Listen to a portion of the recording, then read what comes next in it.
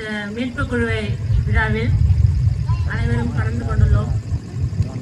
இந்த ஏரியை சுற்றியுள்ள மரங்கள், இந்த ஏரியில் உள்ள நிலங்களை, மண்களை எடுத்து ஒரு பக்கமாக நம்மளால் முடிந்த உதவியை செய்து கண்டிப்பாக இந்த ஏரியில் ஒரு மாற்றத்தை கொண்டு வருவோம் என்று உறுதியளிக்கிறேன். நான் மார்னிங் கரியாப்பள்ளம் வரையும் போயிட்டு வந்தேன். குழந்தாளம் உங்களுக்கு பக்கத்தில் உள்ள அந்த வாய்க்காலில் எனி டைமும் தண்ணி இருக்கும். நம்ம என்னதான் வெயில் அடித்தாலும் அந்த ஏரி பார்த்தீங்கன்னா எனி டைமும் தண்ணி இருக்கும்.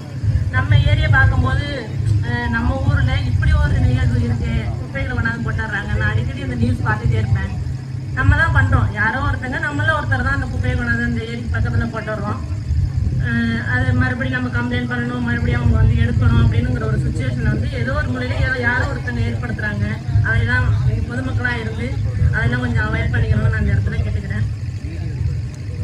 இந்த ஏரியை மீட்பு குழு விழாவை நம்மளுக்கெல்லாம் கொண்டு சேர்த்த இளைஞர்களுக்கும் ஊர் பெரியவர்களுக்கும் வணக்கத்தையும் நன்றியும் தெரிவித்து விடுகிறேன். நன்றி, வணக்கம்.